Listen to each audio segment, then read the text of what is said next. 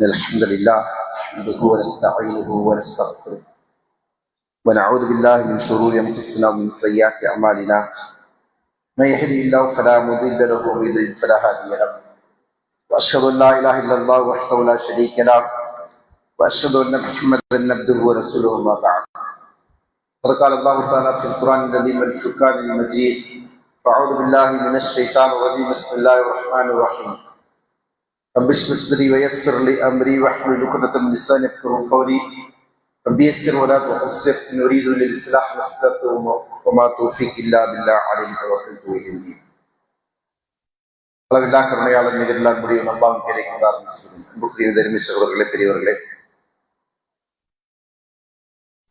அல்லாஹ்வின் அருளால் கடந்த சில மாதங்களாக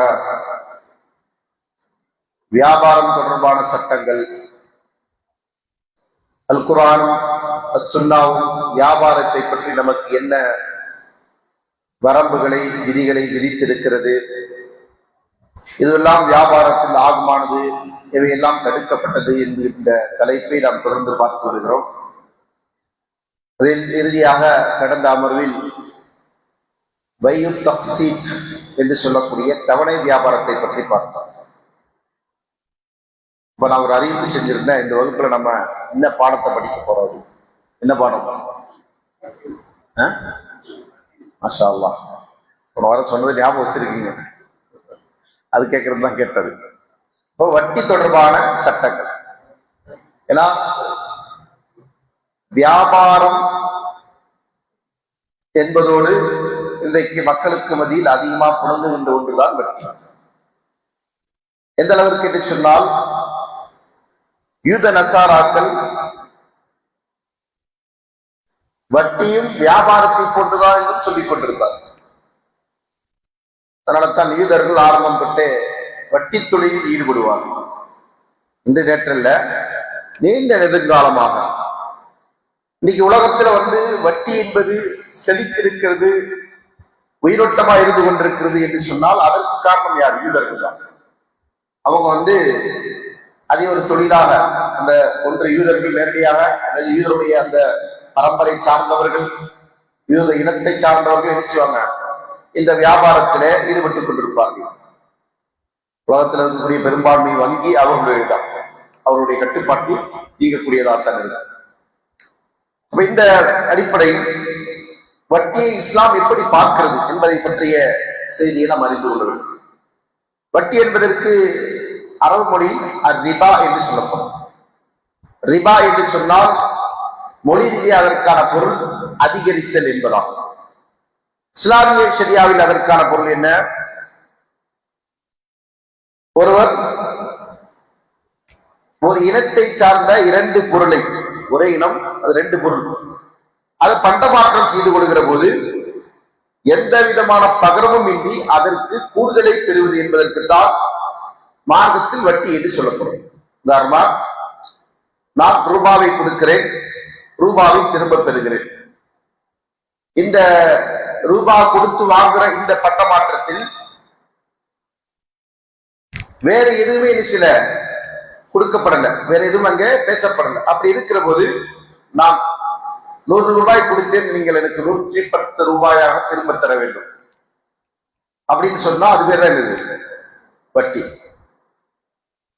அல்லது நீங்க சொல்றீங்க 100 ரூபாய் வாங்கிட்டு திரும்ப வாங்கும்போது 90 ரூபாய் வாங்கிக்க அப்படின்னு சொன்னால் அது வட்டி. அப்ப இதற்கு இடையில என்ன நடக்கணும்? ஒரு வியாபாரம் நடக்கும்.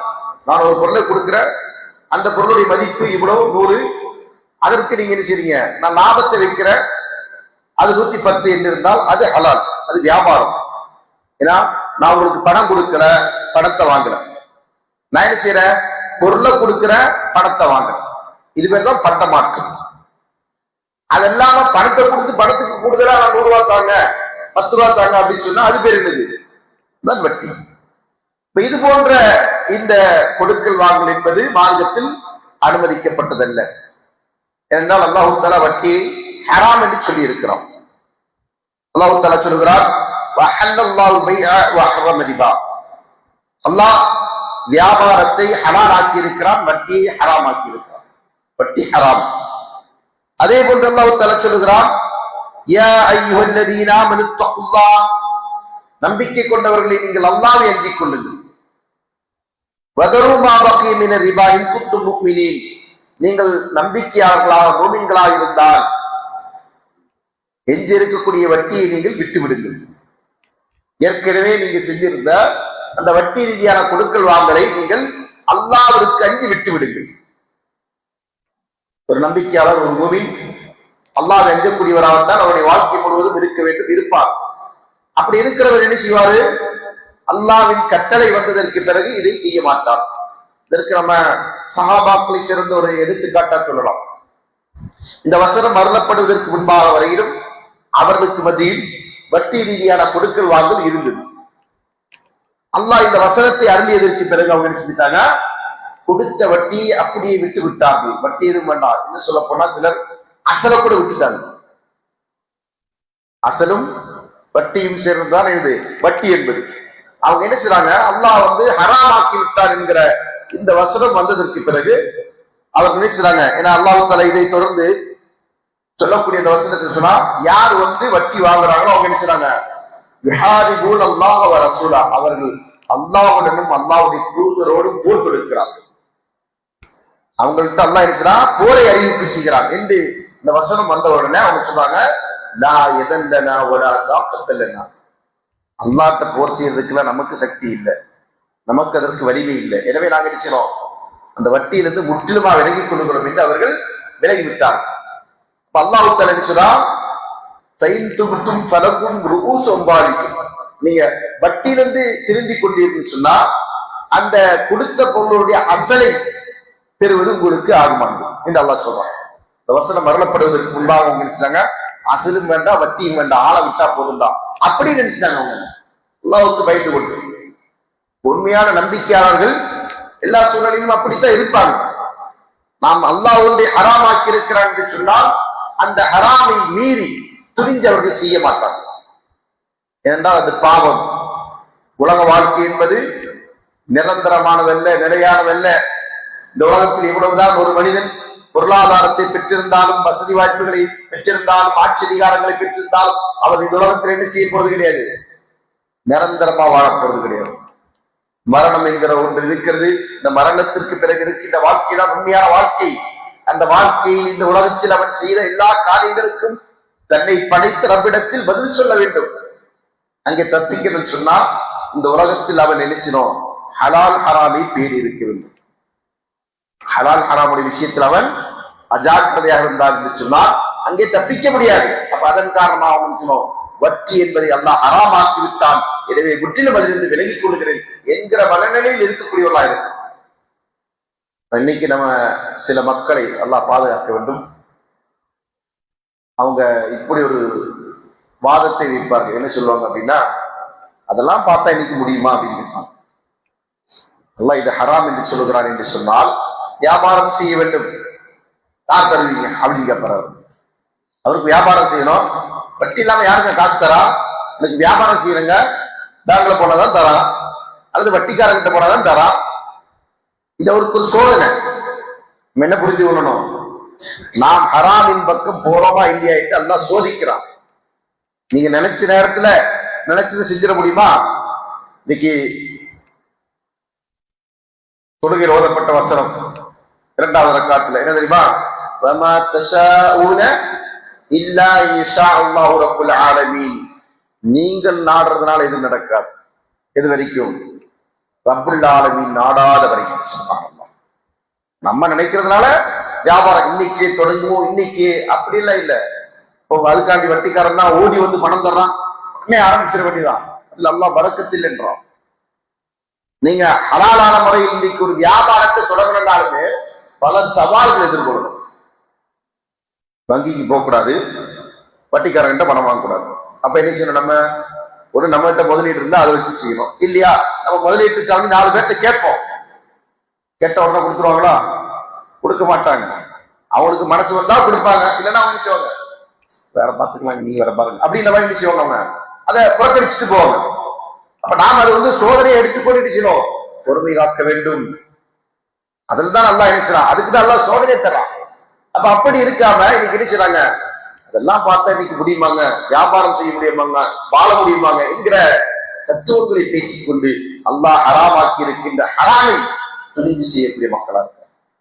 இது யூதருடைய பண்பு என்பதைத்தான் அல்லாஹ் இருக்கிறான் அல் குர்ஆன் நமக்கு சொல்லி காட்டுகிறான். ஆனால் சஹாபாக்கள் இருக்கிறாங்க அந்த இடத்திலேயே அப்படியே முற்றிலுமாக விலகி கொண்டார்கள்.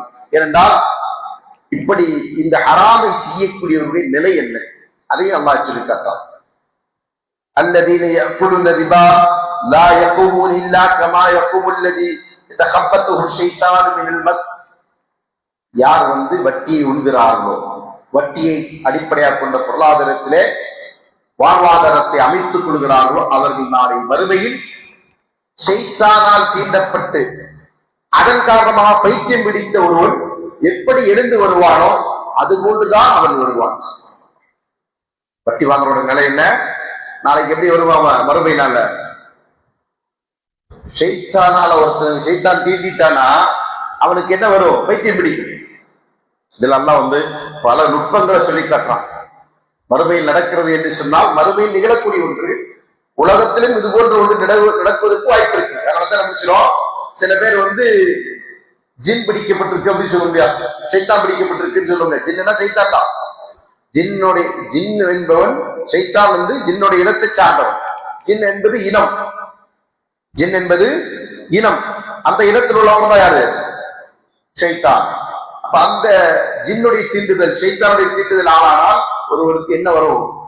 பைத்தியம் கூட பிடிக்கும். இந்த அளவுக்கு சொல்றாங்க, பிறக்கிற எல்லா குழந்தையும் அழுகுது. அழுதா இல்லையா? பிறந்த உடனே குழந்தை அழுகுமா இல்லையா? அழுகு. அந்த அழுகையிலிருந்து தப்பித்துக் கொண்டவர்கள் யாருன்னு சொன்னா 2 பேர் தான். யார் அந்த 2 பேரு? மரியம் அலைஹிஸ்ஸலாம், ஈசா அலைஹிஸ்ஸலாம். ஈசா அலைஹிஸ்ஸலாம் அவர்கள் நபி, மரியம் அலைஹிஸ்ஸலாம் அவருடைய தாயார். இந்த 2 பேருக்கு தான் அல்லாஹ் என்ன செஞ்சா, அதுல விதி விலக்கத்தான் தான். மத்த எல்லாருக்குமே ஏன் அழுகிறாங்க அப்படின்னு சொன்னாங்கன்னா, என்ன செய்யறாங்க? சைத்தான் அவனை தீண்டுகிறான். அந்த குழந்தை தீண்டுது. சைத்தானுடைய தீண்டுதல்னால்தான் அது அழுகுது. சைத்தானுடைய தீண்டுதல்னால்தான் அது அழுகுது. நீங்க மெடிக்கல் டைம்ல கேட்டீங்கன்னு சொன்னா அவங்க சொல்லுவாங்க, ஆக்சிஜன் இல்லாமல் வாழ்ந்திருந்த குழந்தை அப்பதான் என்ன செய்யுது? ஆக்சிஜனை உட்கொள்ள ஆரம்பிக்கும். கருவில் இருக்கும்போது நமக்கு ஆக்சிஜன் இருக்கான்னு கேட்டா கிடையாது. அந்த ஆக்சிஜனை நம்ம என்ன செய்வோம்? சுவாசிப்பது எப்போ? பிறந்து வெளியே வந்த பிறகுதான். அந்த நேரத்துலதான் அந்த குழந்தைக்கு அழுகு வருது அப்படின்றத என்ன செய்வாங்க? மருத்துவ சொல்லுவாங்க. சரிங்களா? அப்போ இந்த ஒரு நிகழ்வு தான் சைத்தானுடைய தீண்டுதல் என்பதை ரசூலுல்லாஹ் சொல்லி காட்டுறாங்க. மருத்துவம் இப்படி சொன்னாலும் அதற்குள்ளே ஒளிந்திருக்கக்கூடிய உண்மையான மர்மம் அவங்களுக்கு தெரியுமா? ரகசியம் தெரியுமா? தெரியாது. அதை ரசூலுல்லாஹ் என்ன செய்றாங்க? அந்த சைத்தானுடைய தீண்டுதலால தான் நடக்குது. சைத்தானால் தீண்டப்படாமல் யாருமே நினைச்சல உலகத்துல இல்ல. இப்ப இந்த சைத்தானுடைய தீண்டுதலுடைய உச்சபட்ச தாக்கம் என்னன்னா அவன் பைத்தியமாயிடுவான். சைத்தானுடைய தீண்டுதலுடைய உச்சபட்சமான தாக்கம் என்னன்னு கேட்டா அவன் பைத்தியமாயிடுவான். அப்ப மறுமை நாளில் வட்டி உண்ணக்கூடியவர்கள் அப்படித்தான் எழுந்து வருவார்கள் என்பதை அல்லாஹ் தஆலா மறுமை நாளில் அவர்கள் தம்முடைய கபர்களிலிருந்து விசாரணைக்கு வேண்டி ரப்புல் ஆலமீனுக்கு முன்னால் வருகிற போது பைத்தியக்காரனாக வருவார்கள் என்பதை அல்லாஹ் சொல்றார். இதுல இன்னொரு விஷயத்தை நம்ம புரிந்து கொள்ளணும். பைத்தியங்களுக்கு தான் கேள்வி கணக்கு இல்லையே அப்படின்னு ஒரு லாஜிக் நமக்கு மண்டையில உணர்த்து இந்த நேரத்துல. அது எந்த பைத்தியத்துக்கு? உலகத்துல பைத்தியமா இருந்தது, வட்டி வாங்கி உண்டு அதனால் வறுமையில் பைத்தியத்தை போட்டு எழுந்து வருவதற்கு அல்ல அந்த நிலை. சரிங்களா? அதனால கொஞ்சம் வட்டிக்கு வாங்கிட்டு இருக்கிறோம், கூடுதல் வட்டிக்கு வாங்குவோம், முழு பைத்தியமாவே எச்சு வருவோம், அல்லாஹ் நான் கேள்விகளை கேட்க மாட்டேன் அப்படின்னு நினைச்ச கூடாது, யோசிச்சிடக்கூடாது. இந்த பைத்தியம் யார் என்று சொன்னால் வட்டி வாங்கியதனால் வறுமையில் பைத்தியம் எழக்கூடிய அவனுக்கு அல்லாட்ட எல்லா விசாரணையும் உண்டு.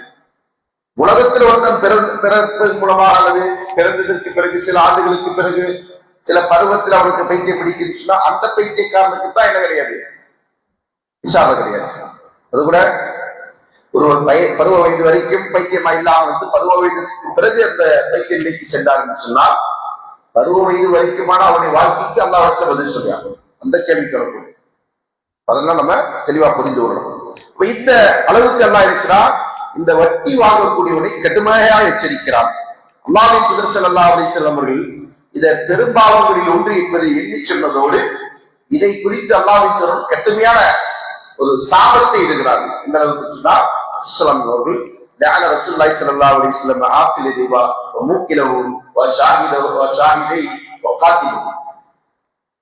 அல்லாஹ்வின் தூதர் ஸல்லல்லாஹு அலைஹி வஸல்லம் அவர்கள் வட்டி உண்பவனையும் உண்ண கொடுப்பவனையும் அதற்கு கணக்கு எழுதுபவனையும் இரண்டு சாட்சிகள் நம்முடைய வாழ்க்கையில் நம்ம செய்யறோம் சம்பந்தப்பட்டிருக்கக்கூடிய பல நடைமுறை சார்ந்த விஷயங்களுக்கு இரண்டு சாட்சிகள் வரும். அந்த ரெண்டு சாட்சிகள் இப்ப பொருட்கள் வாங்கும் போது அதுல ரெண்டு சாட்சி இருப்பாங்க. அந்த ரெண்டு சாட்சிகளையும் என்ன செய்றாங்க ரசூலுல்லாஹி அவர்கள் சபித்தார்கள். சபித்து விட்டு ஹும் சவா, அவர்கள் அனைவருமே என்னது இந்த பாவத்துல சரி பங்குடையவர்கள், சரிசமமான பாவம் உடையவர்கள் என்று ரசூலுல்லாஹி சொன்னார்கள் என்கிற செய்தி சஹீஹ் முஸ்லிம் இடப்பட்டிருக்கு. அப்ப இந்த அளவிற்கு கடுமையான முறையில் எச்சரிக்கப்பட்ட மிகப்பெரிய ஒரு பாவம் தான் வட்டி என்பது. வட்டியை பற்றி நம்ம பேசணும் சொன்னா நிறைய வட்டியை பற்றியே நிறைய பேசலாம். ஆனா நம்ம நினைக்கிறோம் பாடமா படித்துக் கொண்டிருக்கிறோம் என்கிற காரணத்தினால அதனுடைய சட்டங்கள் நம்ம தெரிந்து கொள்வோம்.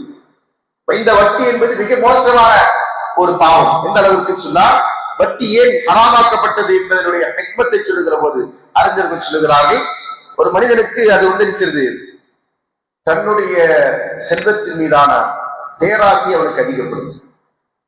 அதனால தானே உழைக்கெல்லாம் வேண்டாம், என்ற காசு இருக்கு, அந்த காசு கொடுத்து நான் நினைக்கிறேன் இன்னும் காசு சம்பாதிக்கிறேன், உடல் உழைப்பு இல்லாமல் முயற்சி இல்லாமல் காசை மட்டும் கொண்டு நினைச்சது பொருளாதாரத்தை ஈட்டிக் கொண்டிருக்கிறது.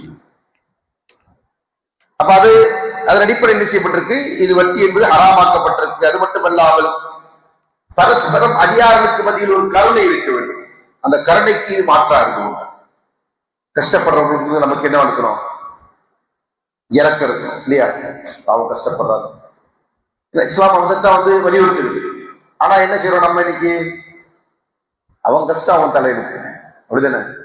அவன் என்ன பாக்குறோம், அவன் கஷ்டம் அவன் தலையெழுத்து, அது நான் என்ன பண்ண முடியும்? இதுதான் யாருடைய மனம் இல்லை, வட்டிக்காரனோட மனம் இல்லை. ஆனாலும் அவன் நினைச்சான், நீ கஷ்டப்பட்டாலும் பரவாயில்லை, என்னது வட்டிக்கு வாங்கி நீ என்ன செய், அதை கொடுத்துட்டு வாங்க. வட்டி கொடுக்க முடியலையா, அவன் என்ன செய்வான், ஏற்கனவே கஷ்டப்பட்டிருக்கிறான், அவன் வட்டிக்கு வர கொடுத்துட்டு இன்னும் கஷ்டத்தை உண்டாக்கி அதுக்கு மேலே அவன் என்ன செய்வான், அதை தாண்டி கஷ்டத்தை கொடுப்பான். வார்த்தைகளால் அவனை அபியூஸ் பண்ணுவான், மன உளைச்சல் ஏற்படுத்துவான், மானத்தை வாங்குவான். இதெல்லாம் தாண்டி அவன் என்ன செய்வான், அவனுக்கு வலிமை இருந்தா ஏதாவது கொஞ்ச நஞ்சு அவன் இருக்குன்னா அதையும் என்ன செய்வான், இப்படி இருக்கணும். இந்த வட்டிக்கு வாங்கல தரல புரியல, அது என்ன செய்வான், இருக்கிற கொஞ்ச நஞ்சத்தையும் மானத்தை ஏற்கனவே எடுத்துருவான், மரியாதை ஏற்கனவே பறிச்சிருவான், அதோடு சேர்ந்து என்ன செய்யறான், இப்போ அவனுடைய வாழ்வாதாரத்துக்கு என்னதாவது இருக்கு அதையும் பறித்து விடுவான். இப்படிப்பட்ட அரக்கத்தனத்தை வெளிப்படுத்துகின்ற ஒரு செயல்தான் வட்டி என்கிற அந்த கொடுக்கல் வாங்கும். அதனால்தான் இஸ்லாம் என்ன செஞ்சிருக்கு, இதை ஹராமாக்கி இருக்கிறது. அதோடு மட்டுமல்லாமல் இஸ்லாமிய மார்க்கத்தில படைப்புகள் மீது கருணை காட்ட வேண்டும். அதன் அடிப்படையில் தான தர்மங்கள் செய்வது என்பது ஒரு பக்கம் ஒரு கடமை இருந்தாலும் கூட அதே போன்றுதான் கடன் அளிப்பது என்பது ஒரு கடமை. கடன் கொடுக்கிறது இல்லையா? நம்மகிட்ட சொத்து இருக்கு, செல்வம் இருக்குன்னு சொன்னா நம்ம என்ன செய்யணும், தேவையுள்ளவங்க கேட்டாங்கன்னா அவங்களுக்கு என்ன செய்யணும், தர்மம் கொடுக்க முடியும் என்றால் அது விசால மனசு, அது கொடுத்துடும். அவ்வளவுதான் இல்லை, எனக்கு அவ்வளவு பரந்த மனசு இல்லை எனக்கு, ஆனா நான் என்ன செய்யறேன், கடனுக்கு வேணா தரேன், அப்படியும் உதவலாம், அப்படியும் உதவ வேண்டும் என்று வாழ்க்கை சொல்லு. கடன் கொடுக்கிறது நன்மையை பற்றி நம்ம அறிந்தோம் சொன்னா நம்ம என்ன செய்ய மாட்டோம், கடன் கொடுக்கிறது யோசிக்க மாட்டோம். தர்மம் செய்தால் சொன்னாங்க, ஒரு மனிதன் 1000 ரூபாய் தர்மம் செய்யறான், அவனுக்கு எவ்வளவு நன்மை அப்படின்னு கேட்டீங்கன்னா, 1000 ரூபாய்க்கு என்னது, என்ன தர்மத்துக்கான கூலியோ அவருடைய இஹ்லாஸை பொறுத்து அது அமையும். 1000 ரூபாய் தர்மம் செஞ்சாங்க. அதே நேரத்தில் ஒருத்தர் 1000 ரூபாய் கடன் கொடுத்தார் அப்படின்னா, ஒரு தவணை இருக்கு இல்லையா, கடனுக்கும் வாங்கலுக்கும், அந்த தவணை வரை 10 நாள் தவணைக்கு வேண்டி 1000 ரூபாய் கடன் கொடுத்திருக்கிறார். இந்த 10 நாளும் அவர் ஒவ்வொரு நாளும் 1000 ரூபாவை தர்மம் செய்த பலனை அவருக்கு கிடைக்கும். கடன் கொடுத்தார். 10 நாள் தாண்டி போயிடுச்சு. எங்க நம்ம சொன்ன காலத்துல திருப்பி இருக்கிறாங்க அப்படின்ற ஒரு கேள்வி கேஸ் எல்லாம் இருக்கு இல்லையா? அப்ப அதுக்கு சொன்னாங்க 10 நாள் தாண்டிடுச்சு, அப்ப தராங்க. அப்படி அப்போ 1000 ரூபாய் கடன் கொடுத்து 10 நாள் சொல்லி 10 நாள் முடிஞ்சு போச்சு. இப்ப கடன் தேதி எக்ஸ்டெண்ட் ஆகுது, நீண்டு கொண்டு இருக்கு. இப்ப என்ன நிலைமை அப்படின்னு கேட்டீங்கன்னா, ஒவ்வொரு நாளும் 2000 ரூபாய் தர்மம் செய்த கூடிச்சு சொன்னாங்க. இது ரசூலுல்லாஹ் சொன்னது. ரசூலுல்லாஹ் சொல்றாங்க, ஒவ்வொரு நாளும் நீங்க செஞ்சிருக்கீங்க 2000 ரூபாய் தர்மம் செஞ்சுட்டு இருக்கீங்க. இப்போ 10 நாள் தள்ளி இன்னொரு 5 நாள் போதா, இன்னொரு 10 நாள் போதா, முதல் 10 நாளுக்கு உங்களுக்கு ஒவ்வொரு நாளுக்கும் 1000 ரூபாய் தர்மம் செய்த கூலி அல்லாஹ் உங்களுக்கு கொடுக்கிறான்னு சொன்னா, அடுத்த 10 நாளுக்கு என்ன 2000 ரூபாய் தர்மம் செய்த கூலி அல்லாஹ் தருவான். நம்ம கிட்ட இருக்கக்கூடிய செல்வம், நம்ம கிட்ட இருக்கக்கூடிய வசதிகள், இதெல்லாம் எதற்கு நமக்கு பிரயோஜனப்படணும்? மறுமைக்கு பிரயோஜனப்படணும். மறுமைக்கு பிரயோஜனப்படணும்னு சொன்னா அந்த செல்வம் மட்டும் இருந்து என்ன பிரயோஜனம்? நாளை மறுமையில் என்ன செய்ய வேண்டியிருக்கும்? புலம்ப வேண்டியிருக்கும்.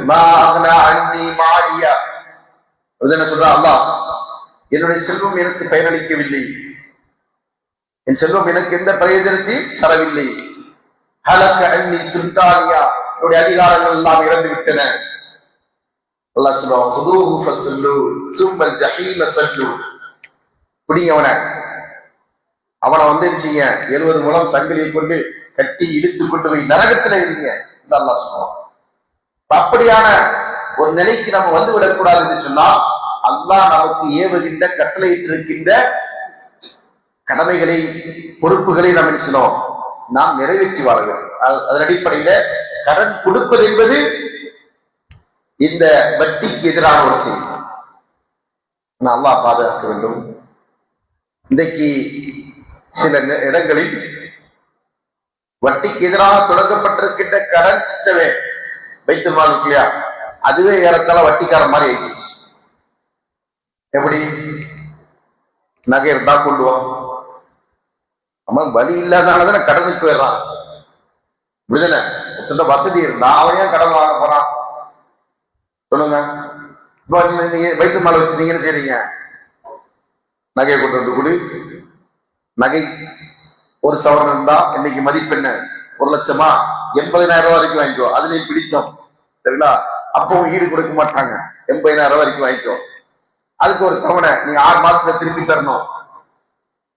பைத்துல் மால் சிஸ்டம் இப்படி இல்லை ரசூலுல்லாஹ்வுடைய காலத்துல.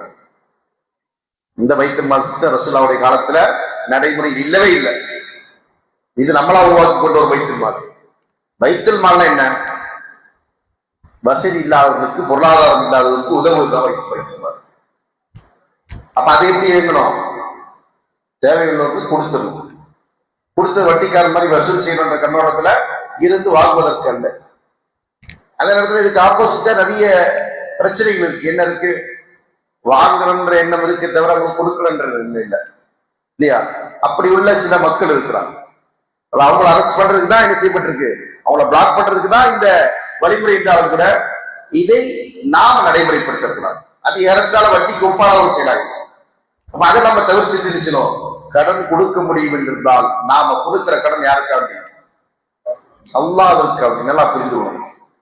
நம்முடைய எண்ணம் அந்த தூய்மையோடு இருக்குது என்று சொன்னால் நாம கொடுக்கிறது யோசிக்க மாட்டோம். வந்தா வரவில் வைப்போம், போனா செலவில் வைப்போம் என்பது இஸ்லாம். போனால் சேமிப்பில் வைப்போம். இப்படி வந்தா வரவில் வைப்போம், போனா அது சேமிப்பு. எங்க? மறுமையில. ரசூலுல்லாஹ் சொன்னாங்களா இல்லையா? ஒவ்வொரு நாளும் 2 மலக்கு பூமிக்கு வருகிறார். ஒரு மலக்கு என்ன செய்யறாரு? அல்லாஹ்க்கு துஆ செய்யறாரு. என்ன சொல்றாரு? அல்லாஹும்ம ஆதி முன்ஃபிகன் கலஃபன். யா அல்லாஹ், யார் உன் பாதையில் செலவு செய்கிறார்களோ, உனக்காக வேண்டி கொடுக்கிறார்களோ, அவர்களுக்கு நீ சேமிப்பு ஏற்படுத்தி. சுப்ஹானல்லாஹ். யாருடைய துஆ?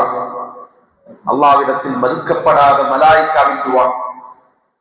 ஒவ்வொரு மலக்கும் என்ன செய்றாங்க? ஒவ்வொரு நாளும் இந்த துஆவை செய்து கொண்டிருக்கிறார். அந்த துஆ எனக்கு வேண்டும் என்றிருந்தால் நான் என்ன செய்யணும்? கொடுக்கணும். உள்ள தூய்மையோடு கொடுக்கணும். அப்பதான் எனக்கு சேமிப்பு இருக்கும். இன்னொரு மலக்கு இருக்கிறார், அதே நேரத்துல அல்லாஹ்விட்ட பிரார்த்திக்கிறார். என்ன சொல்றாரு? அல்லாஹும்ம ஆதி மும்சிகன் தலஃபன். அல்லாஹ், கஞ்சனுக்கு நீ அழிவு உண்டாக்கு. கஞ்சனுக்கு நீ அழிவு உண்டாக்கு. அப்ப நம்ம பார்க்கிறோம், என்னடா கஞ்சன்றான் அழிவு உண்டாகணும்னு சொல்லி துவா செய்யறாங்க, மலக்குன்றாங்க. ஆனா நம்ம ஊரோட நிறைய கஞ்ச பெயர்கள்லாம் என்ன செய்யறாங்க? நல்லா தானே வாழ்றாங்க, அப்படிதானே?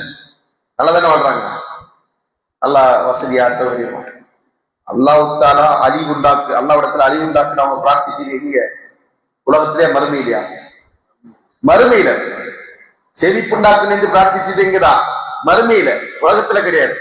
அப்ப நாம என்ன செய்யக்கூடாது? வெளித்தோற்றத்தை கண்டு ஏமாந்துடக்கூடாது. அதே போன்று அவருடைய வாழ்க்கையில் பரக்கத்து என்பது இருக்கிறதா? அறவே இல்லை. கஞ்சர்களுடைய வாழ்க்கையில் என்ன கிடையாது? உலகத்துல பரக்கத்து என்பது எல்லாம் பரக்கத்தை எடுத்துட்டா. வட்டிக்காரனுடைய வாழ்க்கையிலும் அதுதான் பரக்கத். பரக்கத் என்பது இல்ல பணம் வளருவதை மட்டும் குறித்து சொல்லப்பட்டதல்ல, அது வாழ்க்கையின் எல்லா புறங்களை, மனிதனுடைய அகம் புறம் என்று எல்லாவற்றையும் சூழ்ந்திருக்கக்கூடிய ஒரு வாழ்க்கை தான் பரக்கத் என்பது. அந்த பரக்கத் இல்லாமல் தான் இன்னைக்கு செய்யறாங்க பெரும்பான்மை மக்கள் இருக்கிறாங்க. அம்மா பாதுகாக்க வேண்டும். நம்முடைய சமூகத்தில் பலர் கூட இருக்கிறாங்க பரக்கத்தில்லாத அந்த ஒரு அவலத்திற்கு ஆளாங்களா இல்லையா? சம்பாதிக்க போறாங்க, உழைக்கிறாங்க, கஷ்டப்படுறாங்க, ஆனா இல்லை, கையில எதுவும் இல்லை. காலம் உள்ள கையெந்த வேண்டிய நிலை. அல்லது பணம் வசதி எல்லாம் இருக்கு, ஆனா வீட்டுல என்ன இல்லை? நிம்மதி இல்லை. நிம்மதி இல்லை. மனைவி இடத்துல நிம்மதி இல்லை, பிள்ளைகள்கிட்ட இருந்து நிம்மதி இல்லை, சொத்துக்கள் இருக்கு ஆனா சுகம் இல்லை. இதெல்லாம் இருக்கு, ஆனா நோயாளி. சரிங்களா? காலையில இதைத்தான் சாப்பிடணும், மதிய இவ்வளவுதான் சாப்பிடணும், நைட்டு இவ்வளவுதான் சாப்பிடணும். அவருக்கு என்ன செய்வாரு? டாக்டர் லிஸ்ட் கொடுத்து வச்சிருவாரு. அதை தாண்டி அவர் சாப்பிட முடியாது. சாப்பிடணும்னு அவருக்கு ஆசைப்பட்டாலும் சாப்பிட முடியாது. வாயு மேலும் கண்ட்ரோலா வச்சுக்கணும், இல்லைன்னா அவ்வளவு தான்.